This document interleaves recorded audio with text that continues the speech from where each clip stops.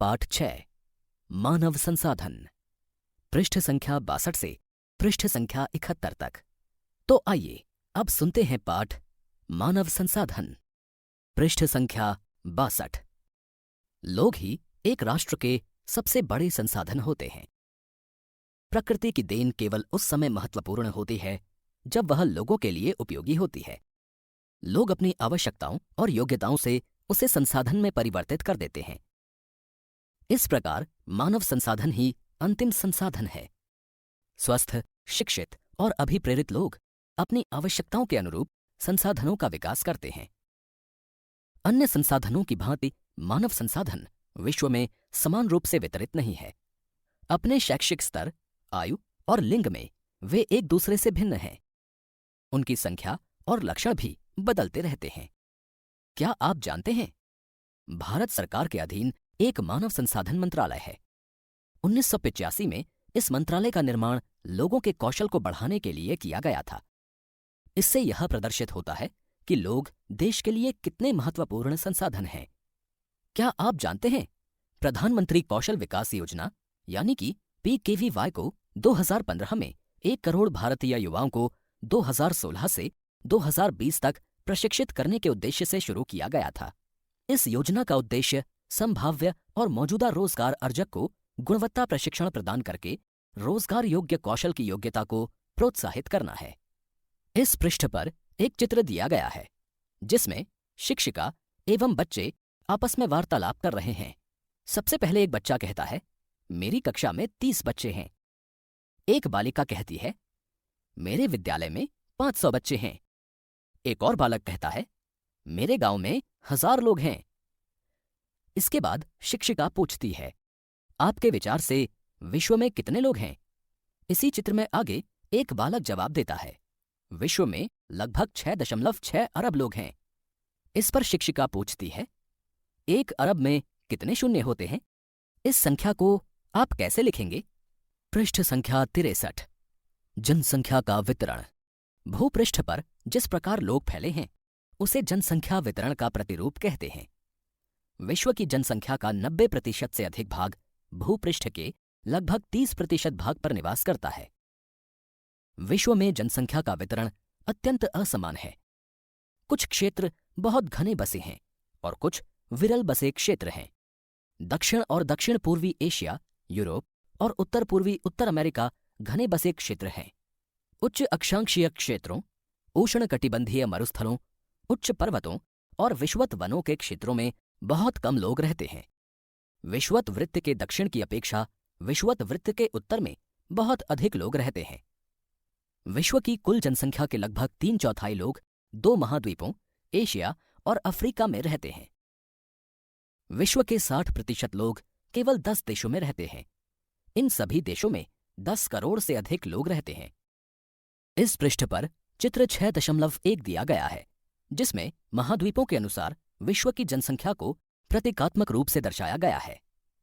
इस चित्र के माध्यम से समझाया गया है कि विश्व में प्रत्येक 100 लोगों में कितने एशियाई मूल के हैं, कितने यूरोपियन मूल के, कितने अफ्रीकन मूल के, कितने मध्य व दक्षिण अमेरिका में रहने वाले, कितने उत्तर अमेरिका में रहने वाले और कितने ओशेनिया का प्रतिनिधित्व करने वाले लोग हैं। क्रियाकलाप। चित्र 6.1 का अध्ययन कीजिए और खोजिए, विश्व की कुल जनसंख्या में से किस महाद्वीप में आगे दिए गए बिंदुओं के अनुसार जनसंख्या है? क, केवल 5%, ख, केवल 13%, ग, केवल 1%, घ, केवल 12%। इसी पृष्ठ पर चित्र 6.2 दिया गया है जिसमें विश्व की सबसे घनी आबादी वाले सर्वोच्च 10 देश दिखाए गए हैं। चित्र में आप देख सकते हैं कि सबसे घनी आबादी वाला देश चीन है। तत्पश्चात दूसरे नंबर पर भारत, इसके पश्चात USA, फिर इंडोनेशिया, फिर ब्राजील, फिर पाकिस्तान, फिर बांग्लादेश, फिर नाइजीरिया, फिर रूस और फिर जापान आते हैं। इसी चित्र के नीचे लिखा गया है कि विश्व के रूपरेखा मानचित्र पर इन देशों को चिन्हित करें।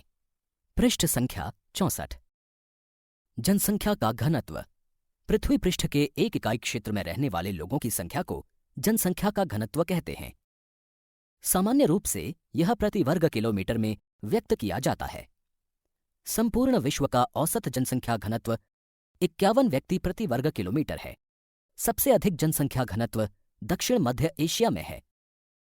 इसके पश्चात क्रमशः पूर्वी एशिया एवं दक्षिण पूर्वी एशिया में है। क्या आप जानते हैं, भारत की जनसंख्या का औसत घनत्व 382 व्यक्ति प्रति वर्ग किलोमीटर है।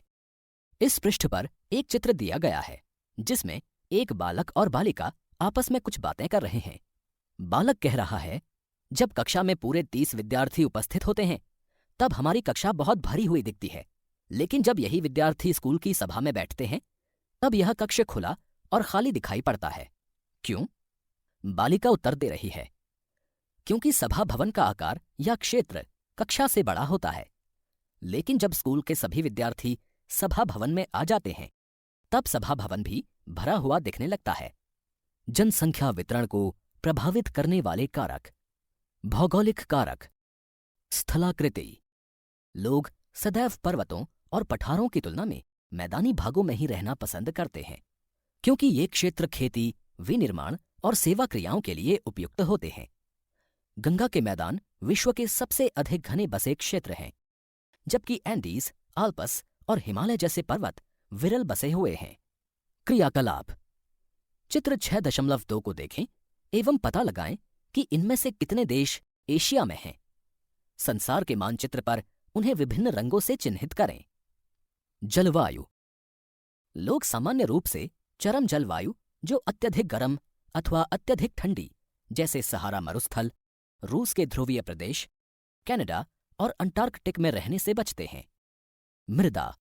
उपजाऊ मृदाएं कृषि के लिए उपयुक्त भूमि प्रदान करती हैं। भारत में गंगा और ब्रह्मपुत्र, चीन में ह्वांगही, चांगजियांग तथा मिस्र में नील नदी के उपजाऊ मैदान घने बसे हुए क्षेत्र हैं। जल। लोग उन क्षेत्रों में रहने को प्राथमिकता देते हैं जहां अलवणीय जल आसानी से उपलब्ध होता है। विश्व की नदी घाटियां घने बसे क्षेत्र हैं, जबकि मरुस्थल विरल जनसंख्या वाले हैं। खनिज। खनिज निक्षेपों वाले क्षेत्र अधिक बसे हुए हैं। दक्षिणी अफ्रीका की हीरे की खानें और मध्य पूर्व में तेल की खोज ने इन क्षेत्रों में लोगों को रहने के लिए प्रेरित किया है। पृष्ठ संख्या 65। सामाजिक, सांस्कृतिक और आर्थिक कारक। आर्थिक कारक। औद्योगिक क्षेत्र रोजगार के अवसर प्रदान करते हैं। लोग बड़ी संख्या में इन क्षेत्रों की ओर आकर्षित होते हैं। जापान में ओसाका और भारत में मुंबई 2 घने बसे क्षेत्र हैं। सांस्कृतिक कारक। धर्म और सांस्कृतिक महत्ता वाले स्थान लोगों को आकर्षित करते हैं। वाराणसी, यरूशलेम और वेटिकन सिटी इसके कुछ उदाहरण हैं। सामाजिक कारक। अच्छे आवास, शिक्षा और स्वास्थ्य सुविधाओं के क्षेत्र अत्यधिक घने बसे हैं। उदाहरण के लिए पुणे। शब्दावली। जीवन प्रत्याशा। यह उन वर्षों की संख्या है जिसमें औसत व्यक्ति के जीवित रहने की आशा की जा सकती है। जनसंख्या परिवर्तन। जनसंख्या परिवर्तन से तात्पर्य एक निश्चित अवधि के दौरान लोगों की संख्या में परिवर्तन से है। विश्व की जनसंख्या स्थिर नहीं रही है, यह कई गुना बढ़ गई है, जैसा चित्र 6.3 में दिखाया गया है। क्यों? ऐसा वास्तव में जन्म और मृत्यु की संख्या में परिवर्तन के कारण हुआ है। मानव इतिहास की लंबी अवधि में सन 1800 तक विश्व की जनसंख्या धीरे धीरे बढ़ी है।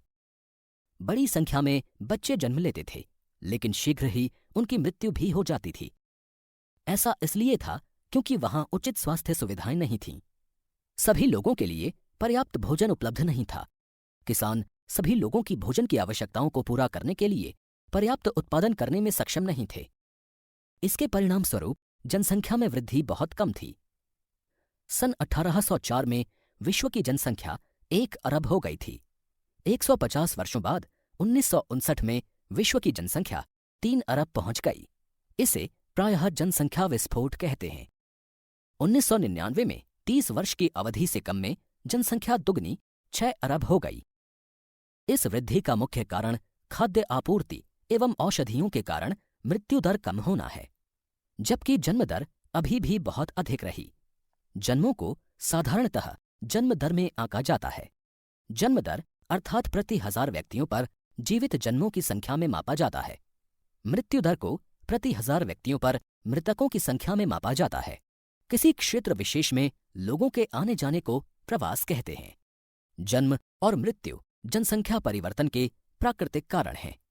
एक देश की जन्म दर और मृत्यु दर के बीच के अंतर को प्राकृतिक वृद्धि दर कहते हैं। पृष्ठ संख्या 66।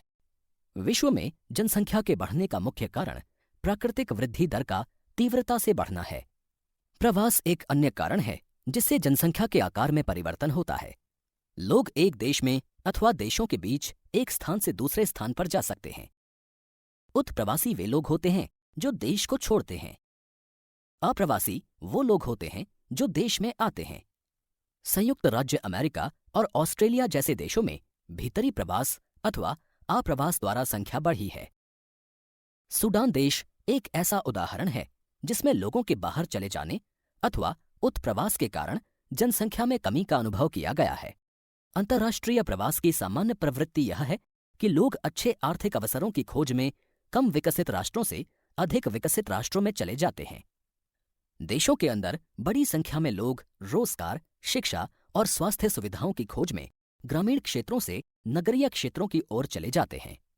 शब्दावली: अप्रवास, जब व्यक्ति नए देश में जाता है। उत्प्रवास, जब व्यक्ति एक देश को छोड़ता है। इस पृष्ठ पर चित्र 6.4 दिया गया है, जिसमें चित्रों के माध्यम से जनसंख्या का संतुलन बताया गया है। पहले चित्र में दिखाया गया है कि मृत्यु दर से जन्म दर का अधिक होना अर्थात जनसंख्या वृद्धि। दूसरे चित्र में दिखाया गया है जन्म दर और मृत्यु दर का समान होना अर्थात जनसंख्या एक जैसी रहती है।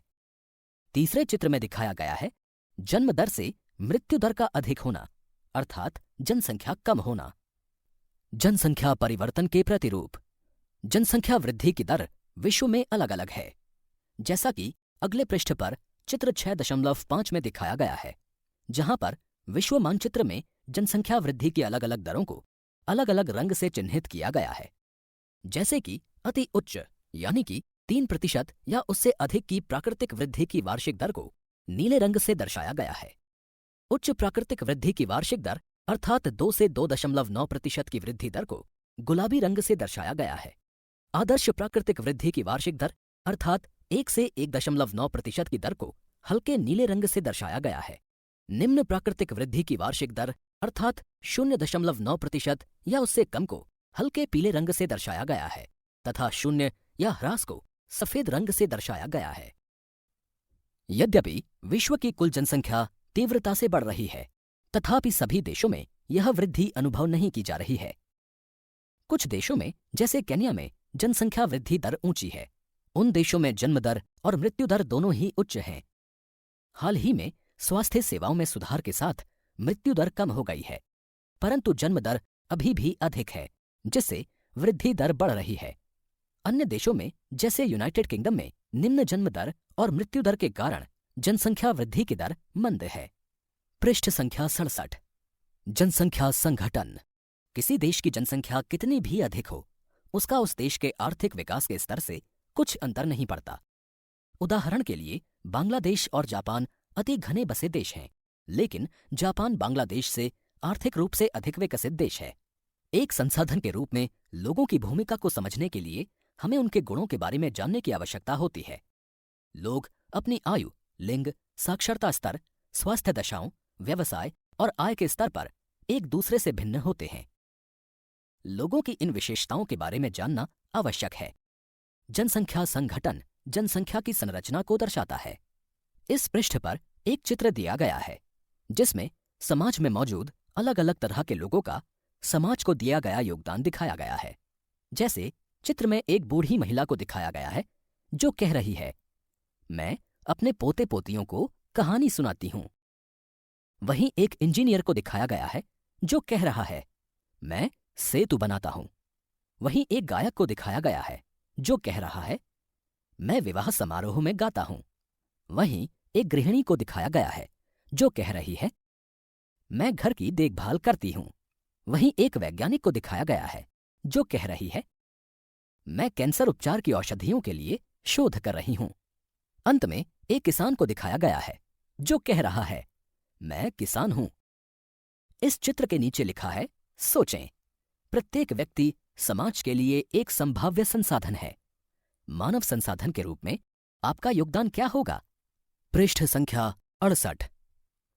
जनसंख्या संगठन हमारी यह जानने में सहायता करता है कि कितने पुरुष हैं और कितनी स्त्रियां हैं, वे किस आयु वर्ग के हैं, कितने शिक्षित हैं और वे किस प्रकार के व्यवसाय में लगे हैं, उनकी आय का क्या स्तर है और स्वास्थ्य दशाएं कैसी हैं। एक देश के जनसंख्या संगठन का अध्ययन करने की एक रुचिकर विधि जनसंख्या पिरामिड है, जिसे आयु लिंग पिरामिड भी कहते हैं। इस पृष्ठ पर चित्र 6.6 दिया गया है, जिसमें एक जनसंख्या पिरामिड दिखाया गया है। एक जनसंख्या पिरामिड दर्शाता है कुल जनसंख्या विभिन्न आयु वर्गों में विभाजित है। उदाहरणार्थ 5 से 9 वर्ष, 10 से 14 वर्ष। कुल जनसंख्या का प्रतिशत, इन वर्गों में से प्रत्येक वर्ग में पुरुष और स्त्रियां उपविभाजित हैं। जनसंख्या पिरामिड का आकार उस विशिष्ट देश में रहने वाले लोगों की कहानी बताता है। बच्चों की संख्या अर्थात 15 वर्ष से नीचे निचले भाग में दिखाई गई है और यह जन्म के स्तर को दर्शाती है। इसी पृष्ठ पर एक बालक और बालिका आपस में संवाद कर रहे हैं। सबसे पहले बालक कहता है, ये त्रिभुजाकार प्रतीत होने वाला आरेख क्या है? बालिका कहती है, यह जनसंख्या पिरामिड है। बालक पूछता है, वह क्या है? बालिका कहती है, ये एक देश में पुरुष और स्त्रियों की वर्तमान जनसंख्या को उनके आयु वर्ग में दर्शाया करते हैं। इसके बाद बालक पूछता है, क्या मैं डिटेक्टिव बन सकता हूं और एक देश की जनसंख्या का पता लगा सकता हूं? बालिका कहती है, अवश्य, हम 3 देशों का अध्ययन करते हैं। पृष्ठ संख्या 69। ऊपर का आकार वृद्ध लोगों अर्थात 65 वर्ष से अधिक की संख्या दर्शाता है और मृतकों की संख्या को दर्शाता है। जनसंख्या पिरामिड एक देश में आश्रित लोगों की संख्या भी बताता है। युवा आश्रित लोग अर्थात 15 वर्ष से कम आयु के और वृद्ध आश्रित लोग अर्थात 65 वर्ष से अधिक आयु के आश्रित आयु जनसंख्या के अंतर्गत आते हैं। कार्यरत आयु वर्ग अर्थात 15 से 65 वर्ष के लोगों को आर्थिक रूप से सक्रिय वर्ग में रखा गया है। एक देश का जनसंख्या पिरामिड, जिसमें जन्म दर और मृत्यु दर दोनों ही ऊंचे हैं, आधार पर चौड़ा है और ऊपर तीव्रता से संकरा हो जाता है। ऐसा इसलिए है कि बहुत से बच्चे जन्म लेते हैं, लेकिन उनमें से अधिकतर की मृत्यु शैशव काल में ही हो जाती है और कुछ ही बड़े हो पाते हैं। इसलिए वहां वृद्ध लोग बहुत कम हैं। इस स्थिति को केन्या के पिरामिड द्वारा दर्शाया गया है, जैसा कि आप इस पृष्ठ पर मौजूद चित्र 6.7 में देख सकते हैं। जिन देशों में मृत्यु दर विशेष रूप से बहुत छोटे बच्चों में कम हो रही है, युवा आयु वर्ग का पिरामिड चौड़ा है, क्योंकि शिशु प्रौढ़ावस्था तक जीवित रहते हैं। यह भारत के पिरामिड में दृष्टिगोचर होता है, जैसा कि इस पृष्ठ पर मौजूद चित्र 6.8 में दिखाया गया है। इस प्रकार की जनसंख्या में युवा सापेक्षतः अधिक हैं। इसका अर्थ मजबूत और वर्धमान बढ़ती हुई श्रम शक्ति है। कम जन्म दर वाले जापान जैसे देशों में आधार पर पिरामिड सकरा है, जैसा कि इस पृष्ठ पर मौजूद चित्र 6.9 में दर्शाया गया है। घटी मृत्यु दर के कारण अधिक लोग वृद्ध आयु दर तक पहुंच जाते हैं। कुशल, उत्साही, आशावादी और सकारात्मक दृष्टि जैसे युवाजन किसी राष्ट्र के भविष्य होते हैं। हम भारतवासी भाग्यशाली हैं कि हमारे पास ऐसा संसाधन है। उन्हें योग्य एवं उत्पादक बनाने के लिए, कुशल बनाने और अवसर प्रदान करने के लिए अवश्य ही शिक्षित किया जाना चाहिए। पृष्ठ संख्या 70। अभ्यास। प्रश्न 1। आगे दिए गए प्रश्नों के उत्तर दीजिए। पहला, लोगों को एक संसाधन क्यों समझा जाता है? दूसरा, विश्व में जनसंख्या के असमान वितरण के क्या कारण हैं? तीसरा, विश्व की जनसंख्या अत्यंत तीव्रता से बढ़ रही है, क्यों? चौथा, जनसंख्या परिवर्तन को प्रभावित करने वाले किन्हीं 2 कारकों की भूमिका का वर्णन कीजिए। पांचवा, जनसंख्या संघटन से क्या तात्पर्य है? छठा, जनसंख्या पिरामिड क्या है? ये किसी देश की जनसंख्या को समझने में इस प्रकार मदद करते हैं। प्रश्न 2, सही को चिन्हित कीजिए। पहला, जनसंख्या वितरण शब्द से क्या तात्पर्य है? क, किसी विशिष्ट क्षेत्र में समय के साथ जनसंख्या में किस प्रकार परिवर्तन होता है? ख, किसी विशिष्ट क्षेत्र में जन्म लेने वाले लोगों की संख्या के संदर्भ में मृत्यु प्राप्त करने वाले लोगों की संख्या। ग, किसी दिए हुए क्षेत्र में लोग किस रूप में वितरित हैं? दूसरा, वे 3 मुख्य कारक कौन से हैं जिनसे जनसंख्या में परिवर्तन होता है? क. जन्म, मृत्यु और विवाह। ख. जन्म, मृत्यु और प्रवास। ग. जन्म, मृत्यु और जीवन प्रत्याशा। तीसरा, 1999 में विश्व की जनसंख्या हो गई क. 1 अरब, ख. 3 अरब, ग. 6 अरब। चौथा, जनसंख्या पिरामिड क्या है? क. जनसंख्या का आयु लिंग संघटन का आलेखीय निरूपण। ख. जब किसी क्षेत्र का जनघनत्व इतना बढ़ जाता है कि लोग ऊंची इमारतों में रहते हैं। ग. बड़े नगरीय क्षेत्रों में जनसंख्या वितरण का प्रतिरूप। पृष्ठ संख्या 71। प्रश्न 3, आगे दिए गए शब्दों का उपयोग करके वाक्य को पूरा कीजिए। विरल, अनुकूल, परति, कृत्रिम, उर्वर, प्राकृतिक, चरम, घना। जब लोग किसी क्षेत्र की ओर आकर्षित होते हैं तब यह रिक्त स्थान बसा हुआ बन जाता है। इसे प्रभावित करने वाले कारकों के अंतर्गत रिक्त स्थान जलवायु, रिक्त स्थान संसाधनों की आपूर्ति और रिक्त स्थान जमीन आते हैं। चौथा, क्रियाकलाप। जिस समाज में 15 वर्ष से कम आयु के बहुत से लोग हैं और 15 वर्ष से कम आयु के बहुत कम लोग हैं, उस समाज की विशेषताओं का वर्णन करो। संकेत: विद्यालय की आवश्यकता, पेंशन स्कीम, शिक्षक, खिलौने, पहिएदार कुर्सी, श्रम आपूर्ति, अस्पताल। अधिक जानकारी के लिए इंटरनेट पर कुछ महत्वपूर्ण स्रोत: www.ndmindia.nic.in, www.environmentdefense.org, www.freephoto.com, www.worldgame.org/worldmeters, www.cseindia.org, www.mnes.nic.in, www.undp.org/pop-in। इसी के साथ 6 पाठों की इस पुस्तक का छठा पाठ